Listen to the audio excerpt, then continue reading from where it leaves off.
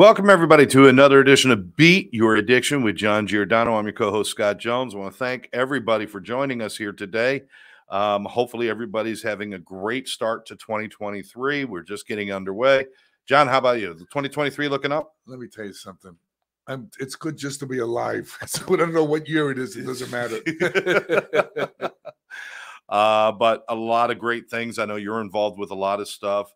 And, we can spend all day talking about John's projects and stuff, but we got great guests that we want to talk to. And if you'd like to be a guest on the show, or if you have something you would like us to talk about here on Beat Your Addiction, please reach out to John. You can go to johnjgiordano.com. It's his website. You can get his email. You can do all of that. You can send him information. But definitely reach out and let us know what you would like to talk and that's about. The initial J. That's the initial J. Rented lips. johnjgiordano.com. Make sure you check it out. Your lease is up, by the way. Yeah, the lease is up. It's all over. But John, this is one of those interesting things where we have a guest, but there's a connection with this guest from quite a while ago. About 20 years ago. 20 years. Well, she'll explain. She'll talk about We'll let her explain all of that, and I don't see any reason why we should delay this at all. We've got the wonderful Jennifer Wylde is with us here today. Coming from, usually we're getting people from different states sitting in the snow. She's one of the smart ones. She's down here in Florida with us. She's in Jupiter. How are you, Jennifer? I'm doing great here in Jupiter, Florida. I was up in the cold over Christmas and very, very grateful to be back here. That's all I have to say. Everyone's like, oh, I missed the change of the seasons. No, not so much. No. All right, Jennifer, take it away. Give them a little understanding of our relationship and where we were and how it happened. All right. So John didn't even realize that they approached me because I have a podcast called Sober Exposure. And I looked at the name and I said, John Giordano, oh my gosh, how could I forget? And to be honest with you, I haven't thought about you in years, but it took me back 21 years ago when I had a severe crack addiction, heroin addiction, you name it, everything addiction. I was a mess and I kept getting arrested. Okay. And my parents were in Cleveland. I was in Florida. I don't know how my dad, who's now no longer with us anymore, but both my parents are deceased, but I don't know how my dad found you somehow and said, my daughter's in trouble. She's going to have to go to jail. I will, put her in your treatment center if you can advocate for her in court. And you did so. And so then the court actually put me in your custody at your treatment center, in which I acted out like no other. Actually, I wasn't as bad as some of them, but I definitely wasn't ready for sobriety at that time. But what you did was, I'll never forget, you introduced me, you called me in your office and you started going like this with it. For those of you that I'm moving my fingers around, for those of you just listening. And he's doing all this stuff and making it say, follow my fingers with your eyes. I'm like, what the fuck is this guy doing? Nutcase. Well, I mean, he was one of the first people to, bring in EMDR for addicts. I'd never heard of EMDR at that point. Nobody was doing. Now it's trendy. Now everybody knows EMDR, but that's what you're doing, John. You did EMDR on me. And I ended up running away from, I don't remember how it ended, but I remember it wasn't well because I didn't stay sober. I had still several years of using ahead of me. But that was my introduction to you. Your treatment center at the time was called Holistic Healing or something like that. Yeah, you brought in Tai Chi. Addiction treatment program. Yeah. Yes. It was wonderful. You brought in, we had acupuncture, the electric acupuncturist that would come in. And you really were one of the first people to introduce me to what I like to call, and I say it abrasive, the woo-woo world, because the woo-woo world kind of saved my life, really, And when I say woo-woo world, I'm talking about just other modalities such as meditation, EMDR. You were real big back then on Ibogaine. I remember a lot of people were going to Ibogaine. You were going to the St. Kitts and doing Ibogaine. I had no idea what that was. I wanted to do it because somebody told me that it gave you an acid trip. And so that was my introduction to you. And then fast forward probably, let's say, this was not that long ago. Okay, this was not long ago. Maybe 8 years ago, I found myself waking up in some treatment center, and there was like, it was huge, and there was all these people, and I lasted maybe 10 minutes. But I think you were an affiliate. You'd sold it. It was a real big place. Right. Dude, I don't know. Yeah. But I ended up there. So I keep ending up in your treatment centers. Now I end up on your podcast, and I'm very grateful to say that, I'm sober I'm sober in my definition of what sober is, which might not be someone else's. But I don't use alcohol. I don't use cocaine. I don't use heroin. I don't use drugs. I use a lot of modalities such as meditation, yoga. I became a meditation instructor, and yoga. I'm not a very good yoga teacher. You don't want to take my yoga class. You do want to do my meditation circles. Then I started studying hypnotherapy and all of those modalities, and it's just opened up a whole new world. Then I discovered, everyone talked about law of attraction, The Secret, and all that bullshit. And I never really bought into it because it was like so trendy.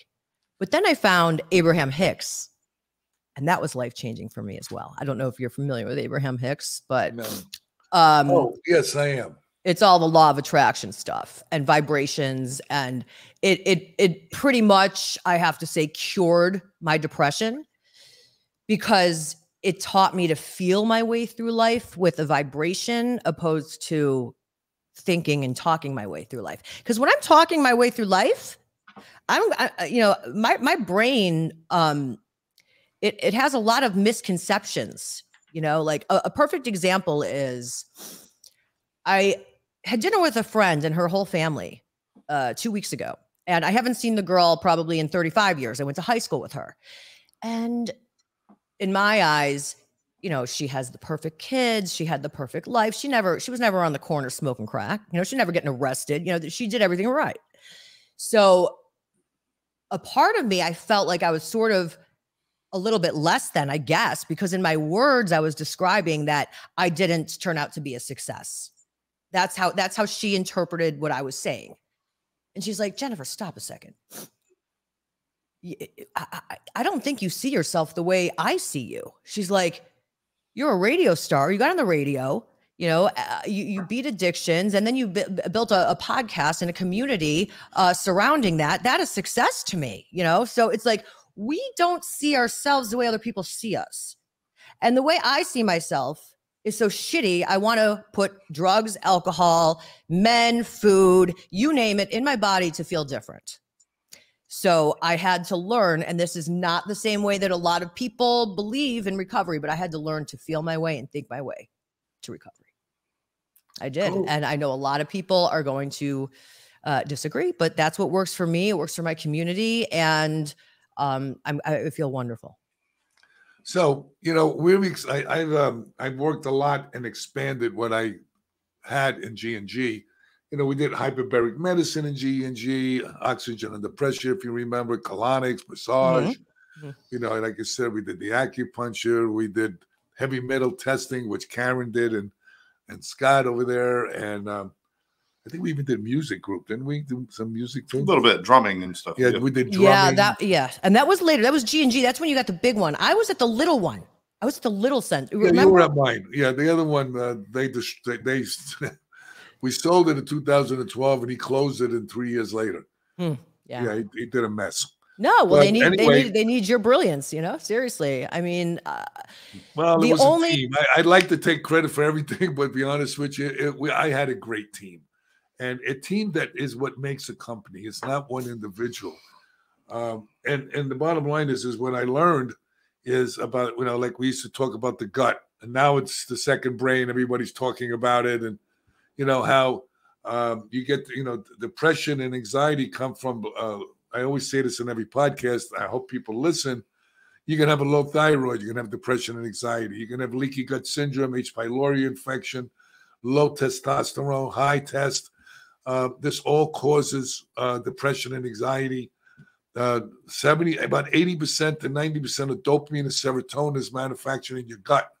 Goes up the vagus nerve and deposits it into your brain. So if your gut's out of whack, your brain's going to be out of whack. Yeah. So you got to take care of the whole person. You got to eat properly, drink enough water, meditate, like you're saying, exercise. You know, people go, oh, I have to do all that work. Well, look how much work we do getting high. We have to go get the money. We have to do things we don't want to do. We have to hurt everybody.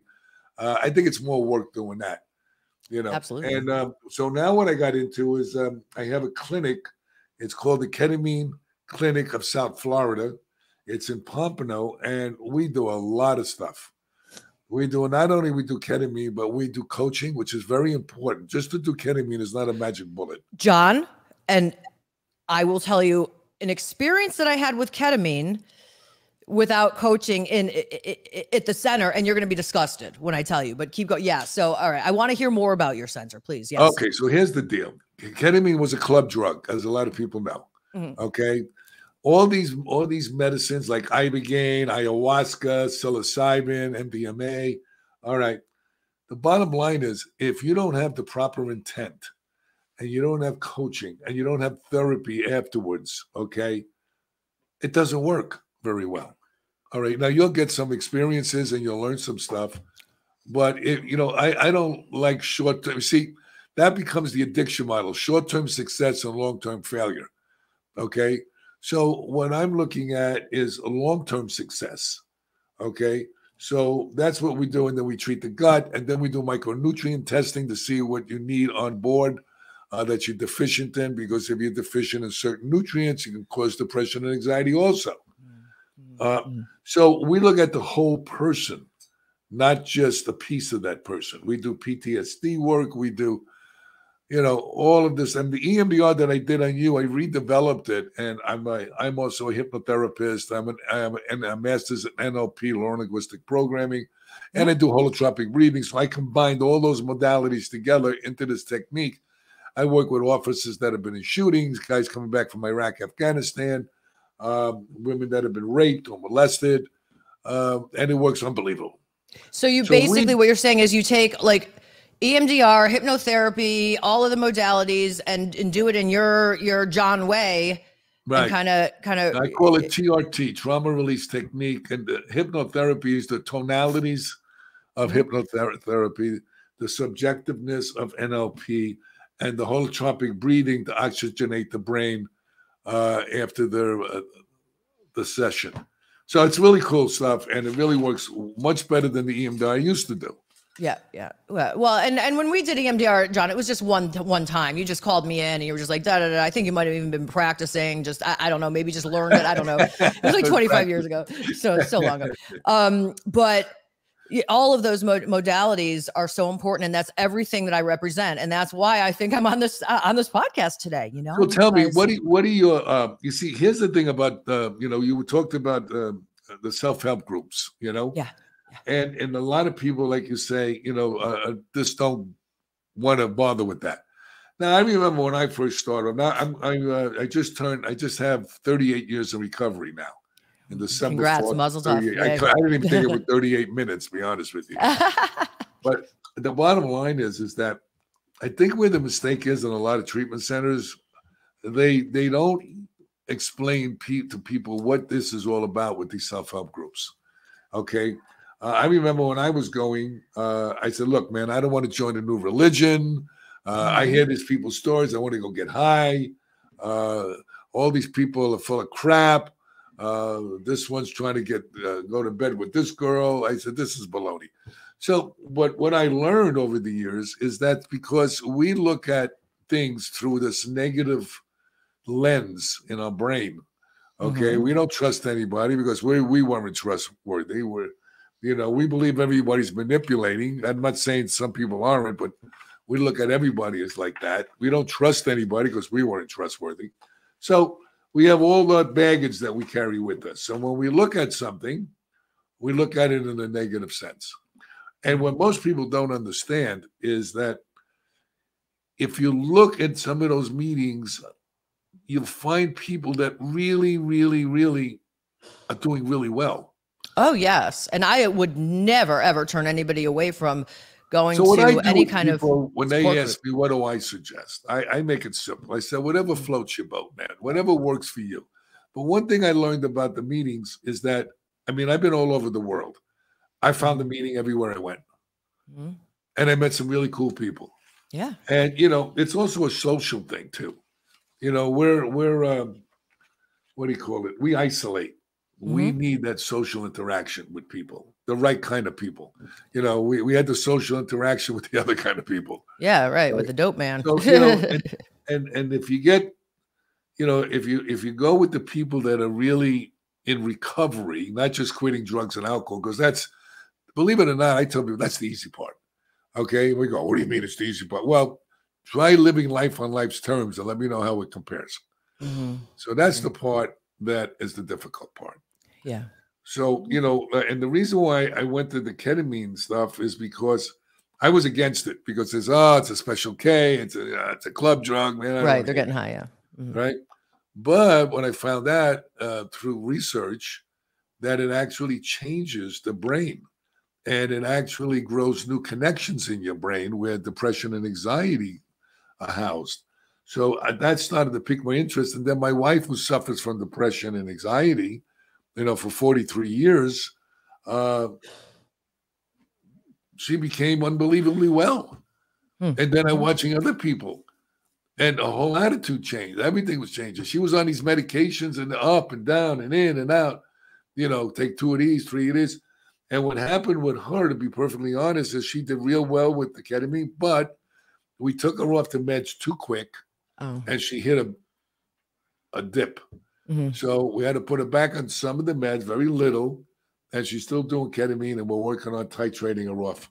But it's going to take about a year and a half, because these meds are unbelievably the way they change the brain. Yes, of course. I know. I'm going through that myself, where, I am on a lot of antidepressants and I want to get off of them. And I'm down to like one that is real. You got to be careful, because you see, here's the deal. It changes the molecular structure of the brain and how it functions.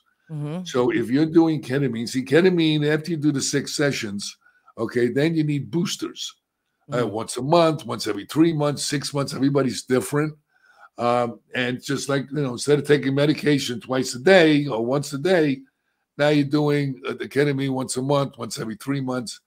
And it really gives you insights into the hard drive of your brain, which is your subconscious. John, I got to tell you, when it comes to ketamine, people will say, can you explain?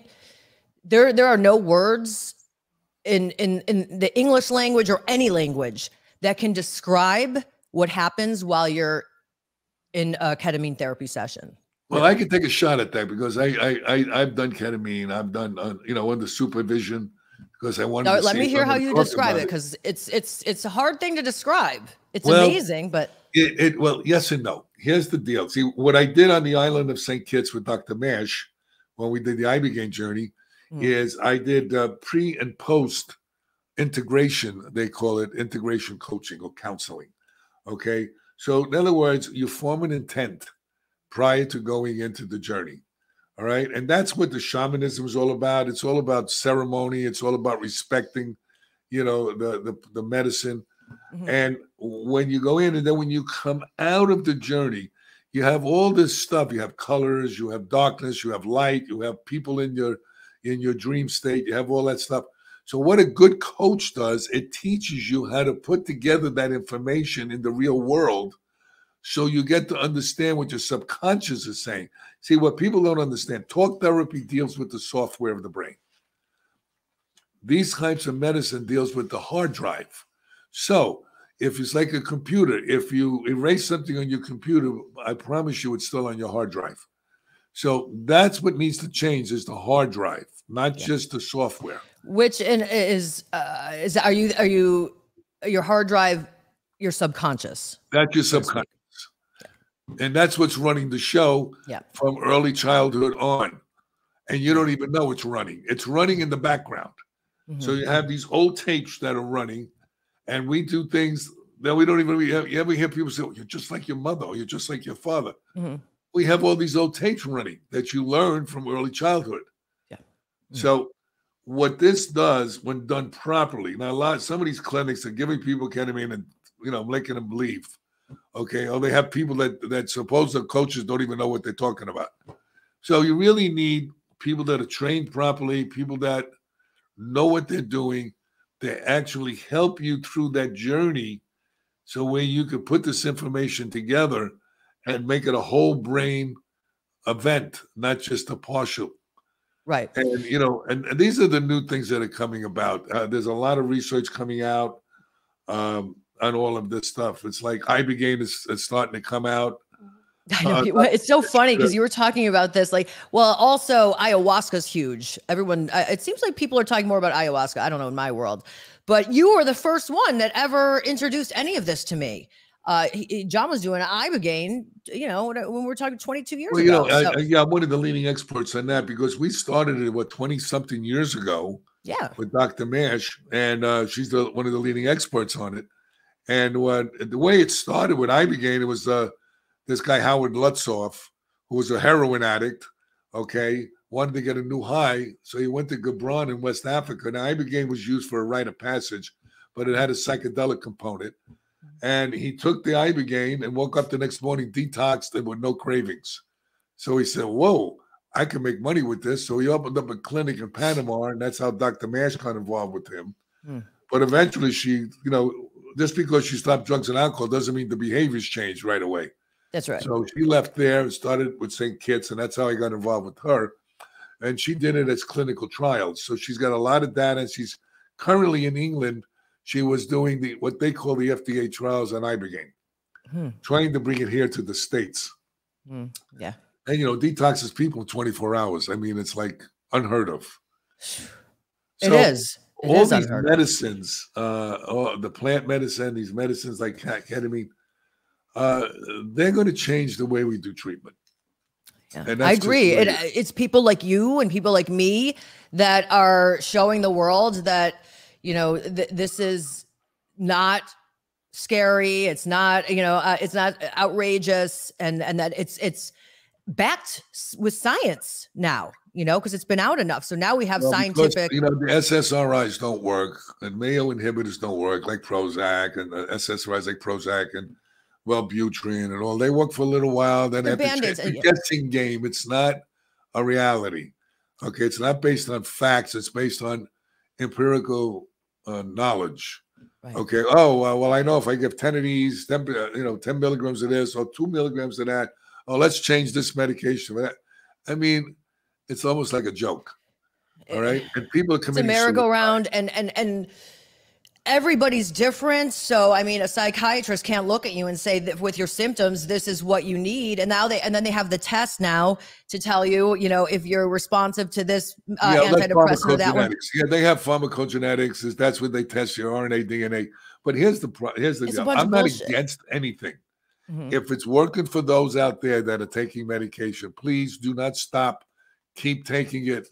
And if you find something that works for you, fine. If you don't, stay on your medication. Because, look, I'm not God. Neither was anybody else. And not everything works for everyone. So the bottom line is that I'm for whatever works. If it's standing on your head in the corner, stand on your head in the corner. I don't care. Yeah. And there's a lot of benefit to standing in your head in the corner as a yoga instructor. I'm just kidding. But so John, I wanted to just tell you about something that happened to me 2 times when I was with my ketamine. First time I did it was I didn't go in with an intention, just like you said.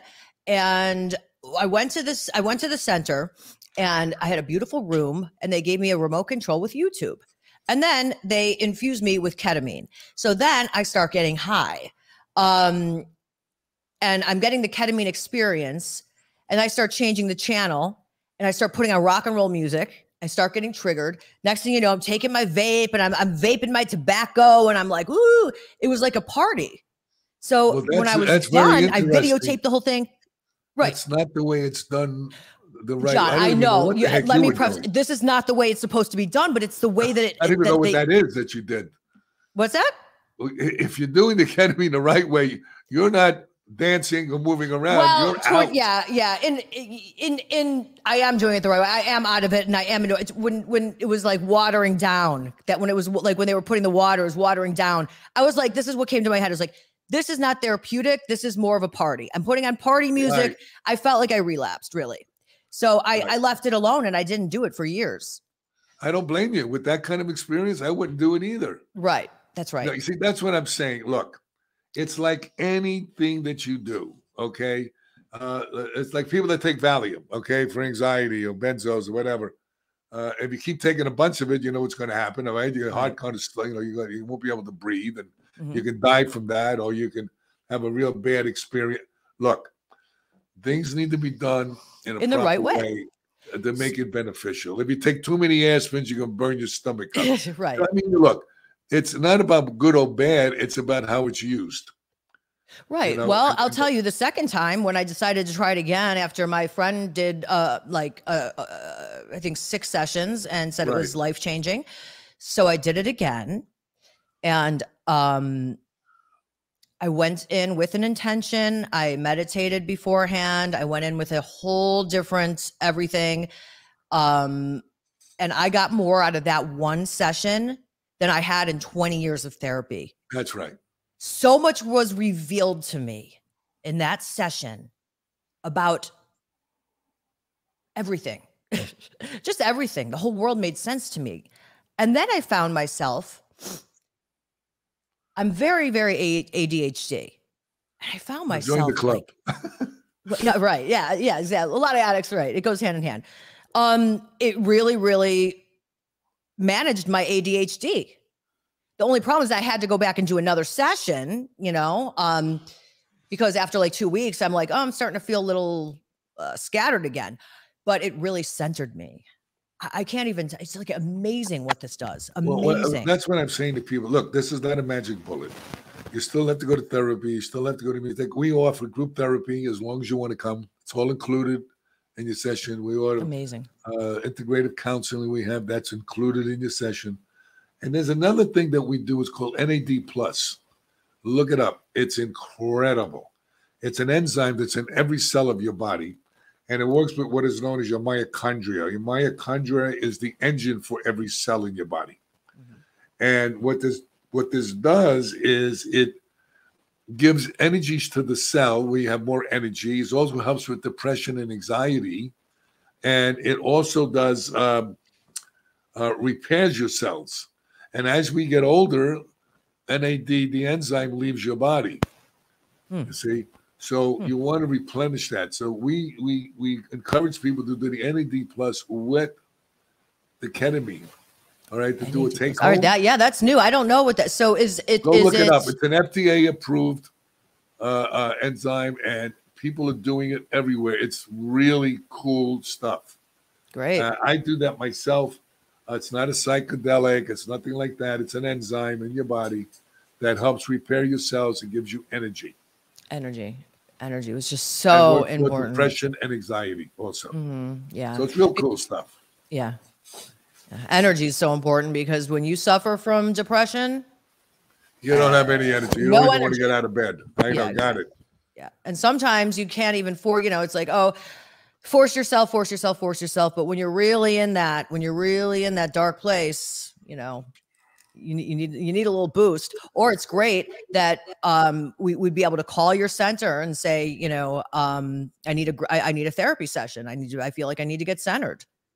And would that be so? Let me ask you this, John. What about people that aren't in Florida and they want to work with you? Believe it or not, there's a lot of my community. I know I'm going to get a lot of my podcast community watching this. Hey, believe it or not, people come from everywhere to our center because what we're doing, the girls, the women that I work with are 2 anesthesiologists, and they've been doing this for a few years. And we don't just take a protocol off the internet. They developed this protocol, okay, in a way that we look at you, how much you weigh, what's your experience that you have, what is your past experiences, and we start you at a low dose and we titrate you up slowly. And, to see what you have the best experience with. Starting slowly is important, too, because I had a session where I went in a K-hole. It was pretty scary, but I actually, at the end, learned a lot from it. So, when done properly, this is an incredible medication. I'm very impressed with it. I was very against it, and here I am touting it. So I was against it as well. Today. It looks like we're almost done. Yeah, we're running up against it. I hate to interrupt the conversation, but there's so much more that we could be talking about, and we could certainly revisit this another time. Absolutely. But for our listeners out there, I mean, obviously, everyone knows you go to johnjgiordano.com. You can find out about the Ketamine Clinic, find out about all the work John's doing. If you want to go to Instagram, you can go to soberexposure_podcast and learn about what Jennifer's up to and her podcast. She also has soberexposure.show, which is the internet. But what are they going to find when they go and look you up? What do you have for people out there, Jennifer? I have a lot of tidbits. I just give little daily hacks on different modalities for meditation and keeping connected and manifestation. And then, of course, the podcast, we do it all. Neuroscience, holistic, everything that has to do with mental health. Mm-hmm.